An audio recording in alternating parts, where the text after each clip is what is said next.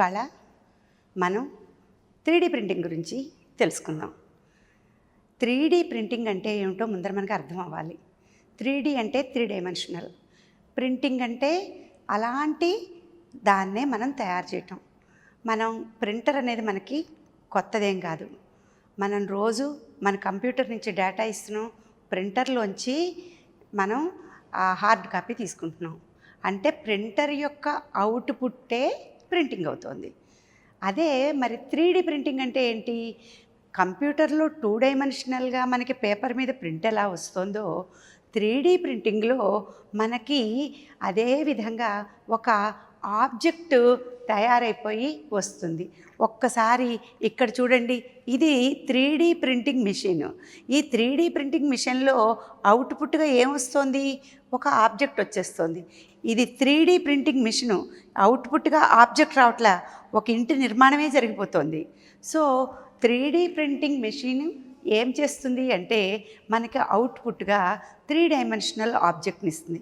అది బ్రిడ్జ్ లాంటి పెద్ద కన్స్ట్రక్షన్ అవ్వచ్చు, లేకపోతే 5 అంతస్తుల భవనం అవ్వచ్చు, లేకపోతే మన శరీరంలో ఆర్గాన్స్ అయినా అయి ఉండొచ్చు. దీనికి మనం ఇచ్చే ఇన్పుట్ ఆధారంగా జరిగిపోతూ ఉంటుందన్నమాట. మరి ఈ ప్రింటింగ్ అనేది ఎలా డెవలప్ అయింది అనేది కొంచెం తెలియాలి. 2D మిషన్లో ఏం జరుగుతుందో తెలిస్తే అప్పుడు 3D మిషన్లో ఏం జరుగుతుందో తెలుసుకోవటం సులభమైపోతుంది. 2D ప్రింటర్స్ రకరకాలుగా ఉన్నాయి. మొట్టమొదటిది థర్మల్ ప్రింటర్, తర్వాతది LED ప్రింటర్, ఆ తర్వాత లేజర్ ప్రింటర్, ఆ తర్వాత డాట్ మ్యాట్రిక్స్ ప్రింటర్, ఇప్పుడు 3D ప్రింటర్. ఇవన్నీ ఒకేసారిగా పుట్టుకొచ్చినవి కాదు. చాలా కాలం క్రితమే ఈ ప్రింటింగ్ ఉంది. ఆ ప్రింటింగ్ మెల్లిగా డెవలప్ అవుతూ ఈ రోజున అది ఉచ్చస్థాయికి అంటే తారాస్థాయికి వెళ్ళిపోయింది. తారాస్థాయికి వెళ్ళిపోవడానికి కారణం ఏంటంటే ఇప్పుడు టెక్నాలజీ డెవలప్ అవ్వటం, అలాగే ప్రింటింగ్ మెటీరియల్స్, పాసిబుల్ మెటీరియల్స్ కూడా బాగా పెరగటం.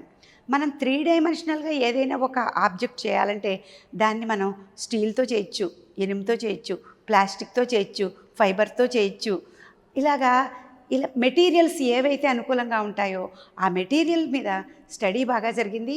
అదేవిధంగా టెక్నాలజీ కూడా పెరిగింది. అందువల్ల ఈరోజు 3D ప్రింటింగ్ అనేది ప్రముఖ విషయంగా మారిపోయింది. మెడికల్ సైన్స్లో అయితే మాత్రం ఒక ఆర్గాన్ని డెవలప్ చేసేస్తున్నారు, చేసి దాన్ని రీప్లేస్మెంట్కి ఇవ్వగలుగుతున్నారు. అది అన్నిటికన్నా హయ్యెస్ట్ బెనిఫిట్. అలాగే మనం కరోనా రోజుల్లో చైనాలో ఒక 15 అంతస్తుల బిల్డింగు 3 రోజుల్లో కట్టేశారు. అంటే ఎలా కట్టేశారు? అది ఈ 3D ప్రింటింగ్ ద్వారా కట్టేశారు. ఇక్కడ మనం అలాంటిది ఒకటి చూసాం కూడా. ఇదిగో చూడండి, ఇక్కడ 3D ప్రింటింగ్ మెషిన్ ఎంత బాగా చేసేస్తుంది అంటే లేయర్ బై లేయర్ వేసుకుంటూ వెళ్ళిపోయి అది ఒక బిల్డింగ్ని కన్స్ట్రక్ట్ చేసేస్తుంది. సో ఇలాగే ఆర్గాన్స్ని తయారు చేసేస్తున్నారు. ఇవన్నీ 3D ప్రింటింగ్ యొక్క బెనిఫిట్స్ అన్నమాట. ఇది ఎలాంటి ప్రాసెస్ అంటే ఎడిటివ్ ప్రాసెస్. ఎడిటివ్ ప్రాసెస్ అంటే ఏంటంటే మనం ఏ ఆబ్జెక్ట్ని తయారు చేయదలుచుకున్నామో ఆ ఆబ్జెక్ట్ని లేయర్ బై లేయర్ కింద నుంచి పైదాకా ఒక లేయర్ డ్రా చేసుకుంటూ అది ఫైనల్గా ఆబ్జెక్ట్ని మనకి ఇచ్చేస్తుంది. మరి అదే గతంలో మనం ఏదైనా ఒక స్టీల్ గ్లాస్ తయారు చేయాలి, లేకపోతే ఒక ప్లాస్టిక్ ప్లేట్ తయారు చేయాలి, లేకపోతే ఇంకా ఫైబర్తో ఏదైనా తయారు చేయాలి అనుకుంటే వాళ్ళు ఏం చేసేవాళ్ళు? ఒక బ్లాక్ని తయారు చేసేసేవాళ్ళు, దాంట్లో డ్రిల్లింగ్ చేసేవాళ్ళు, కట్టింగ్ చేసేవాళ్ళు, దాన్ని పాలిష్ చేసేవాళ్ళు. అంటే ఏంటి? అది సబ్ట్రాక్టివ్ ప్రాసెస్ అనమాట. అంటే అక్కడ ఉన్న దాంట్లోంచి కొంచెం తీసేయడం ద్వారా మనకు కావలసిన వస్తువుని మనం తయారు చేసుకుంటున్నాం. ఇక్కడ ఇది ఎడిటివ్ ప్రాసెస్. ఎడిటివ్ ప్రాసెస్ అంటే ఏంటి? మనకి ఏ ఆబ్జెక్ట్ కావాలనుకుంటున్నామో ఆ ఆబ్జెక్ట్ని లేయర్ బై లేయర్ తయారు చేసుకుంటూ ఫైనల్గా అవుట్పుట్ని తీసుకొస్తున్నారు. ఈ మిషన్ కూడా మనం చేయదలుచుకున్న పని బట్టి ఖరీదులు ఉంటాయి కాబట్టి ఇది సామాన్య జనంలో కూడా బాగా వెళ్ళిపోయింది. ఎందుకంటే ఉన్న తక్కువ ఖర్చుతో 15,000 పెట్టి ఒక 3D ప్రింటింగ్ మిషన్ కొనుక్కుంటే దాంతో వాళ్ళు కొన్ని వస్తువులు తయారు చేయొచ్చు, మార్కెటింగ్ వాళ్ళే చేసేయచ్చు, ఇంట్లోనే తయారు చేసేయచ్చు, మార్కెటింగ్ చేసేయచ్చు. సో మరి ఇలాంటి మనం ఒక పెద్ద బ్రిడ్జో లేకపోతే ఒక పెద్ద టవరో కట్టాలనుకుంటే మనకి అప్పుడు చాలా ఖర్చు, చాలా టాలెంటు, చాలా టెక్నాలజీ కూడా అవసరం అవుతాయి. దేనికైనా కూడా ఫార్ములా ఒక్కటే. సో ఈరోజు మనం 3D ప్రింటింగ్ గురించి ఇలా నేర్చుకుందాం. ఇంక ఇప్పుడు ముఖ్యమైన విషయాలు 2D ప్రింటర్ ఎలా వర్క్ చేస్తుందో తెలుసుకుందాం. ఇప్పుడు మనం 2D ప్రింటర్ అంటే మన కంప్యూటర్ దగ్గర ఎప్పుడు ప్రింటర్ ఉంటుంది. మనం కంప్యూటర్లో ప్రింట్ ఆప్షన్ ఇవ్వగానే మనకి హార్డ్ కాపీ వచ్చేస్తుంది. అది ఎలా వర్క్ చేస్తుందో తెలుసుకుందాం. అంటే ఫస్ట్ మన కంప్యూటర్ దగ్గర డేటా ఉండాలి. ఆ డేటా టెక్స్ట్ అయినా అవ్వచ్చు, ఇమేజ్ అయినా అవ్వచ్చు, రెండు కూడా అవ్వచ్చు. ఏదైనా కూడా మనం ఆ డేటాని ఫస్ట్ ప్రిపేర్ చేసుకుంటాం. ఆ తర్వాత మన కంప్యూటర్లో ప్రింట్ ఆప్షన్ నొక్కుకుంటే అది డేటా అంతా ఏమైంది, ప్రింటర్ దగ్గరికి వెళ్ళింది. ప్రింటర్ మెమరీలో అదంతా స్టోర్ అయింది, ఎనలైజ్ అయింది. ఇంకా ప్రింటర్ లోపల భాగాలు ఏముంటాయి అంటే ప్రింటర్ లోపల ఒక లేజర్ బీమ్ని ప్రొడ్యూస్ చేసే ఒక సిస్టమ్ ఉంటుంది. అది లేజర్ లైట్ని ప్రొడ్యూస్ చేసి మనం దేన్నైతే ప్రింట్ చేయదలుచుకున్నామో దాని మీద వేస్తూ ఉంటుందన్నమాట. మనం ఏ డేటాని ప్రింట్ చేయదలుచుకున్నామో ఆ డేటాని కంప్యూటర్లో మనం రెడీ చేసుకుంటాం. అది టెక్స్ట్ అయినా అవ్వచ్చు, ఇమేజ్ అయినా అవ్వచ్చు. టెక్స్టు ఇమేజీ రెండు కూడా అయ్యి ఉండొచ్చు. ముందర మనం డేటాని రెడీ చేసుకోవాలి. ఆ తర్వాత మనం ప్రింట్ ఆప్షన్ నొక్కుకుంటాం. ప్రింట్ ఆప్షన్ నొక్కుంటే మన డేటా అంతా ప్రింటర్ యొక్క మెమరీలోకి వెళ్ళిపోతుంది. ప్రింటర్లో ఏమేమి ఉంటాయి అనేది ఆలోచిస్తే అక్కడ ఒక లేజర్ని ప్రొడ్యూస్ చేసి ఇచ్చే ఒక సెట్ ఉంటుంది. అంటే లేజర్ బీమ్ వస్తూ ఉంటుంది. దాంతో పాటుగా ఇంకా ఏముంటుంది అంటే ఫోటో కండక్టింగ్ సిలిండర్ ఉంటుంది. అది రొటేటింగ్ సిలిండర్ అన్నమాట. ఆ ఫోటో కండక్టింగ్ సిలిండర్కి ఏముంటుందంటే ఒక కరోనా వైర్ ఉంటుంది. ఆ వైర్ ఏం చేస్తూ ఉంటుంది అంటే స్టాటిక్ ఎలక్ట్రిసిటీని ప్రొడ్యూస్ చేస్తుంది. ఈ స్టాటిక్ ఎలక్ట్రిసిటీ అంతా పాజిటివ్ అయాన్స్ కింద ఆ డ్రమ్ మీద చక్కగా స్టోర్ అవుతూ ఉంటుంది. అది ఎక్కువ తక్కువ లేకుండా చాలా యూనిఫామ్గా స్టోర్ అవుతూ ఉంటుంది. మనం ప్రింటర్ డేటాని ఎనలైజ్ చేసి పెట్టుకున్నాం కదా, ఈ ఎనలైజ్ చేసి పెట్టుకున్నది దాని మీదకి ట్రాన్స్ఫర్ అవుతుంది. ఈ ట్రాన్స్ఫర్ అయినప్పుడు లేజర్ బీము పడటం జరుగుతుంది.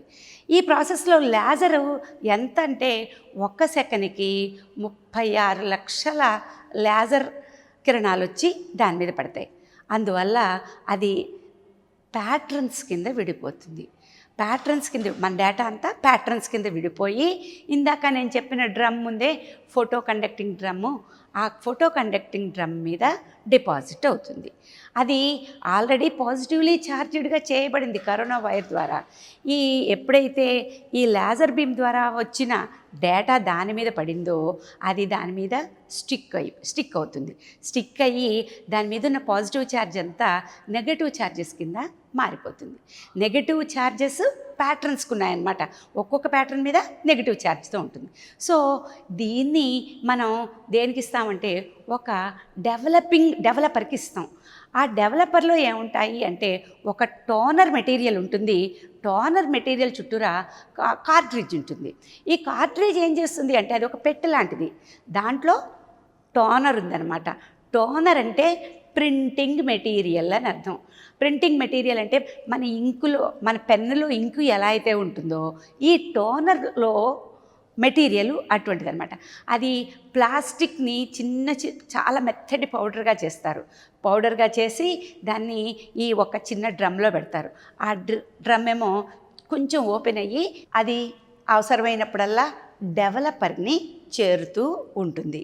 సో ఈ డెవలపర్ని చేరినప్పుడు ఆ డెవలపర్ యూనిట్ మీద ఆల్రెడీ పాజిటివ్ ఛార్జ్ ఉంటుంది. ఆ పాజిటివ్ ఛార్జ్ మీదకి మనం తీసుకెళ్ళిన డేటా అంతా వెళ్ళి ఈ ప్యాటర్న్స్ రూపంలో దాన్ని రీచ్ అయ్యింది. అక్కడ ఏం జరుగుతుంది అంటే ఒక థిన్ ఫిలిము మన ప్యాటర్న్స్తో ఉన్నది, మన డేటాకు సంబంధించిన ప్యాటర్న్స్తో ఉన్నది తయారైపోయింది. ఈ తయారైపోయింది తర్వాత బయటకు వచ్చాక దాన్ని హై టెంపరేచర్కి తీసుకెళ్తే ఏమవుతుందంటే ఈ టోనర్ పా ఏమవుతుంది సొలిడిఫై అయ్యి ఉన్న టోనరు మెల్లిగా లిక్విఫై అయ్యి అది మన ప్రింటర్లో హెడ్డర్ దగ్గరికి వస్తుంది. ఈ హెడ్డర్ ఏం చేస్తుంది అంటే చక్కగా మనకి ప్రింట్ చేస్తూ ఉంటుంది. హెడ్డర్కి 2 రకాల మోషన్స్ మాత్రమే ఉన్నాయి. అది ఏంటంటే పైకి కిందకి కదలగలదు, లేకపోతే అడ్డంగా కదలగలదు. అందువల్ల మనకి 2 డైమెన్షనల్ ప్రింటింగ్ వస్తుంది. అంటే మనకి A4 షీట్ మీద మనం చదువుకునే విధంగా ఒక పేపరు ప్రింట్ అవుతుంది. మరి ఇప్పుడు మనం చెప్పుకుంటున్న 3D ప్రింటింగ్ మెషిన్ ఉంది. ఆ 3D ప్రింటింగ్ మెషీను 3 డైమెన్షనల్ ఆబ్జెక్ట్స్ని ఇస్తుంది. ఎలా ఇస్తుంది అంటే అక్కడ కూడా ఇదే సేమ్ ప్రొసీజరు. మనం ఏ మెటీరియల్తో చేయదలుచుకున్నాం, తర్వాత దాన్ని ఏ షేప్లో చేయదలుచుకున్నాం, దానికి అక్కడ కావాల్సిన టెంపరేచర్ ఏమిటి, ఆ తర్వాత అప్పుడు దాన్ని మళ్ళీ సొలిడిఫై చేయడానికి మనం ఎంత కూలింగ్కి తీసుకెళ్ళాలి, ఇవన్నీ డేటాని మనం కంప్యూటర్లో ఒక సాఫ్ట్వేర్ ఉంటుంది. ఆ సాఫ్ట్వేర్ ద్వారా మన కంప్యూటర్లో సెట్ చేసేసుకుంటాం. అలాగే మనం ఏ మెటీరియల్తో తయారు చేయదలుచుకున్నామో ఆ మెటీరియల్ని పౌడర్ కింద చేసి పౌడర్ కానీ, లేకపోతే లిక్విడ్ కింద చేసి లిక్విడ్ కానీ మనం ఒక నాజిల్ ద్వారా పంపిస్తాం. ఆ నాజిల్ ద్వారా ఫోర్స్గా పంపించినప్పుడు అది ఏమవుతుందంటే ఇగో ఇక్కడ చూడండి, నాజిల్ ద్వారా వచ్చింది ఈ లోపల ప్రింటర్ లోపలికి వెళ్తుంది. మనం ఇచ్చిన కమాండ్ ఏదైతే ఉందో ఆ కమాండ్కి అనుకూలంగా ఇక్కడ ప్రింటింగ్ మెషిన్లో డెవలపరు దాన్ని డెవలప్ చేసి ఇగో ఇక్కడ ఇలాగా దీన్ని తయారు చేసేయగలుగుతుంది అనమాట. ఇక్కడ కూడా చూడండి, మనం కంప్యూటర్లో కమాండ్ ఇచ్చాం, ఆ కమాండ్ ఆ మెటీరియల్ ఏదో సెలెక్ట్ చేసాం, ఆ మెటీరియల్ కూడా ఏమిటో చెప్పాము, దాని డైమెన్షన్స్ ఏం కావాలో చెప్పాము, అప్పుడు అది ఇలాగా ప్రింట్ చేసేసింది. ఇక్కడ కూడా అంతే. ఇక్కడ చూడండి, పెద్ద మెషిన్ అనమాట ఇది ఒక ఇంటిని నిర్మాణం చేసేయగలుగుతుంది. ఇక్కడ చూడండి, ఇక్కడ ఎలక్ట్రానిక్ ఇన్స్ట్రుమెంట్స్ని తయారు చేసేయగలుగుతుంది. సో 3D ప్రింటింగ్ విధానం అంటే ఇది. ఇప్పుడు 3D ప్రింటింగ్ వల్ల వచ్చిన పెద్ద లాభాలు ఏమిటో తెలుసుకుందాం. చాలా పెద్ద లాభం ఏమిటి అంటే మనం దేన్నైతే 3D ప్రింటింగ్ చేయదలుచుకుని ఒక ఆబ్జెక్ట్ని ప్రొడ్యూస్ చేయదలుచుకున్నామో ఆ ఆబ్జెక్ట్ మనకి దొరికితే ఓకే, లేకపోతే దాని ఇమేజ్ని అయినా తీసుకురావాలి. ఈ మిషన్ ఏం చేస్తుందంటే దాని ఇమేజ్ని 3 డైమెన్షనల్గా ఎన్హెన్స్ చేస్తుంది. ఎన్హెన్స్ చేసి అది ఎలా ఉంటుందో మనకు చూపిస్తుంది. లేకపోతే మన దగ్గర 3 డైమెన్షనల్ ఆబ్జెక్టే ఉంటే దాన్ని ఏం చేయాలంటే మనం దాని చుట్టూ తిరుగుతూ 360 డిగ్రీస్లో అనేకమైన ఇమేజ్లు తీసుకోవాలి. మళ్ళీ మనకి ఓ సాఫ్ట్వేర్ ఉంది, దానికి కూడా ఈ ఇమేజ్లన్నీ కలిపి ఒక సింగిల్ ఇమేజ్గా అది ప్రొడ్యూస్ చేసి ఇచ్చేస్తుంది.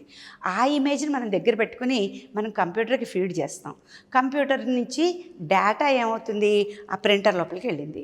ఆ ప్రింటర్ లోపల జరిగింది ఏంటంటే అది మనం ఏ మెటీరియల్తో కావాలనుకున్నామో ఆ మెటీరియల్ బాగా వేడయ్యి మెల్టింగ్ స్టేట్లోకి వెళ్ళిపోతుంది. అది ఇనుమైనా కావచ్చు, ప్లాస్టిక్ అయినా కావచ్చు, మోల్టెడ్ స్టేట్లోకి వెళ్ళిపోయింది. దాని నుంచి ఈ మిషను ఏమి చేస్తుంది అంటే అది లేయర్ బై లేయర్ ప్రింట్ చేసుకుంటూ టోటల్గా మనం అడిగిన ఆబ్జెక్ట్ని ఇవ్వగలుగుతుంది. హయ్యెస్ట్ ఉపయోగం ఏమిటంటే మనిషి శరీరంలో పార్టుల్ని ప్రొడ్యూస్ చేయగలగటం. ఇంకా అంతకన్నా పెద్ద ఉపయోగం ఏం జరిగింది అంటే పెద్ద మెషిన్స్ వాడి ఎక్కువ టెక్నాలజీ వాడి 3D ప్రింటింగ్ ప్రక్రియ ద్వారా ఏం చేయగలిగారు అంటే అంత పెద్ద భవనాల్ని 3 రోజుల్లో కట్టేయగలిగారు. ఎంతో పెద్ద బ్రిడ్జిల్ని ఒక పూటలో కట్టేయగలిగారు. ఇదంతా 3D ప్రింటింగ్ వల్లనే. ఇవన్నీ వేరు సబ్జెక్టులుగా మనం తీసుకోకూడదు. ఇక్కడ ఇలా విన్నది మాత్రమే చాలని కూడా అనుకోకూడదు.